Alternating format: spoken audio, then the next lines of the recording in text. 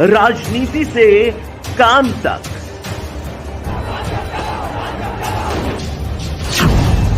अपराध से अंजाम तक,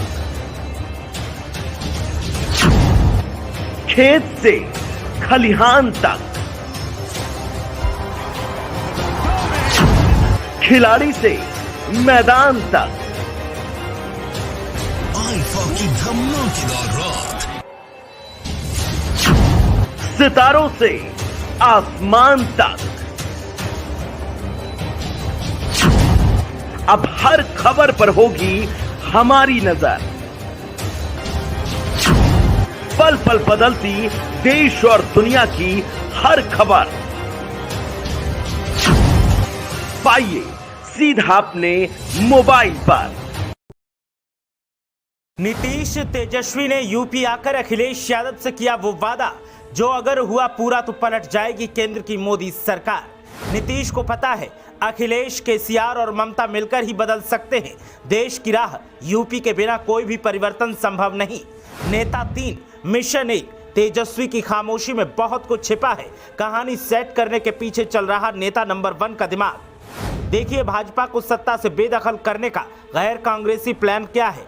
अगर 50% भी सफल हुए तो बदल जाएगी कहानी।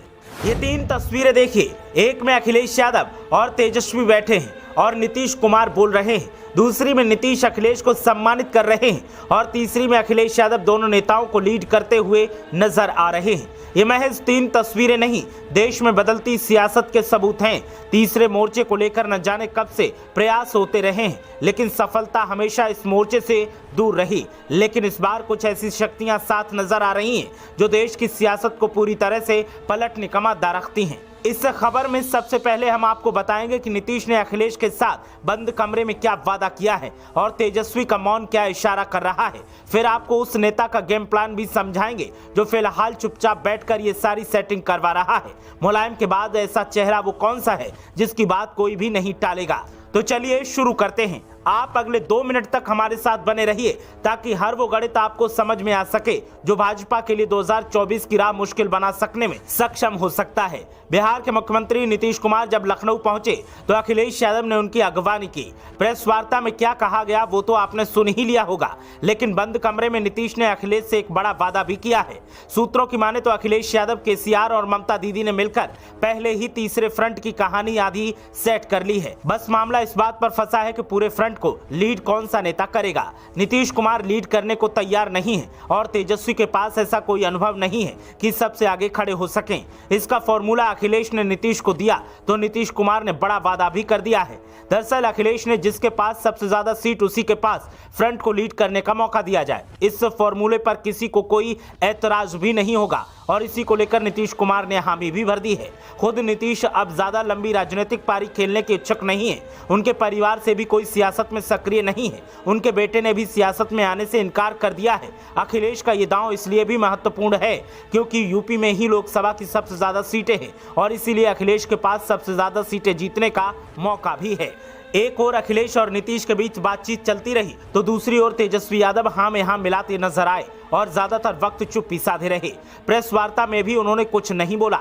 इसके पीछे भी तेजस्वी की एक रणनीति है और वो ये कि जो कुछ कहना है वो नीतीश कुमार के मुंह से ही कहलवाया जाए ताकि वो आगे भी नजर आए और जब त्याग और बलिदान देने की बात आए तो भी वे ही आगे आए। मीटिंग के बाद नीतीश ने कहा कि हम आए ही इसलिए हैं कि ज्यादा से ज्यादा पार्टियों की राय एक हो जाए तो देश को आगे ले जाया जा सके। कोई काम नहीं हो रहा है, सिर्फ प्रचार प्रसार हो रहा है। पार्टियों के साथ बैठकर बातचीत हो रही है और मिलकर हम काम करेंगे ताकि ये देश आगे बढ़ सके और बीजेपी से मुक्ति मिले। इधर अखिलेश यादव, नीतीश कुमार और तेजस्वी यादव की मीटिंग चल रही थी तो उधर एक नेता हर प्रगति पर पूरा ध्यान दे रहा था। इस नेता का नाम है लालू प्रसाद यादव। अपना इलाज करवाकर आजकल दिल्ली में वक्त बिता रहे लालू प्रसाद यादव वो चेहरा है जो तीसरे मोर्चे को लेकर सबसे अहम है। अपनी सीनियरिटी की वजह से वे आज के सभी तीसरे फ्रंट के नेताओं के बीच सर्वमान्य चेहरे के तौर पर स्वीकार हैं। मुलायम सिंह के जाने के बाद उनके कंधों पर सबको एकजुट करने का जिम्मा भी है, सबको कंट्रोल भी कर रहे हैं। तेजस्वी की सफलता के लिए भी पर्दे के पीछे लालू ही हर कहानी सेट कर रहे हैं। दरअसल लालू प्रसाद यादव की नजर यूपी, बिहार और पश्चिम बंगाल पर है। अगले साल होने वाले लोकसभा चुनाव में देश में उसी की सरकार बनेगी जो इन 3 राज्यों में अच्छा प्रदर्शन करेगा। इन राज्यों में 162 लोकसभा सीटें हैं। पश्चिम बंगाल में 42, बिहार में 40 और उत्तर प्रदेश में 80 लोकसभा सीटें हैं। राजनीतिक विश्लेषकों की माने तो मिशन 2024 को लेकर नीतीश कुमार जिस तरह से एक्टिव दिखाई दे रहे हैं, उससे इस बात का अंदाजा लगाया जा सकता है कि वो इस कवायद को लेकर कितने गंभीर हैं। अभी फिलहाल नीतीश भले ही पीएम पद की दौड़ में अपने आप को नहीं बता रहे हैं, लेकिन आने वाले समय में वो अपने पत्ते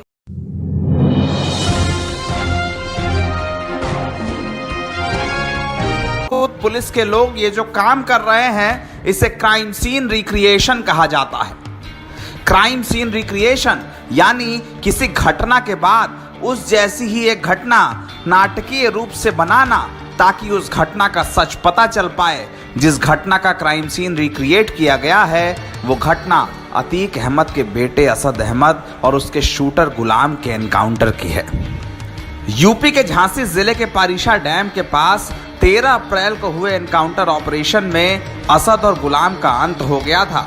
इस ऑपरेशन के बाद अब पुलिस ने एक बार फिर क्राइम सीन बनाया है, बताने की कोशिश की है कि कैसे असद और गुलाम इस जगह तक पहुंचे, कैसे उन्हें गोली मारी गई, कैसे उन्होंने क्रॉस फायरिंग के दौरान पुलिस पर भी हमला किया और कैसे इन दोनों बदमाशों का अंत किया गया। असद और गुलाम पर 5-5 लाख रुपए का इनाम था। 13 अप्रैल को सुबह के वक्त असद अहमद और उसके साथी गुलाम को गोली मारी गई थी। एनकाउंटर की जगह यही थी जहां पर दोबारा क्राइम सीन बनाया गया है। इसके बाद असद और गुलाम को प्रयागराज में सुपुर्दे खाक किया गया था। अतीक अहमद को उनके सुपुर्दे खाक होने के वक्त कब्रिस्तान तक जाने की अनुमति नहीं मिली और इसके बाद असद के एनकाउंटर पर होने वाले सवाल के बीच ही अतीक का अंत हो गया। अब इस पूरे घटनाक्रम के 12 दिन के बाद एक बार फिर से क्राइम सीन बनाया गया है। एनकाउंटर से जुड़े तमाम राज पूछे गए हैं, तमाम सवाल, लेकिन इसका सच क्या होगा आने वाले वक्त में पता चलेगा। ये बता दें कि असद एनकाउंटर की जांच के आदेश दिए गए हैं। राजनीति की धार हो या खेल की रफ्तार, गांव की चौपाल हो या शहरों का धमाल, आप तक पहुंचेगी हर एक खबर सबसे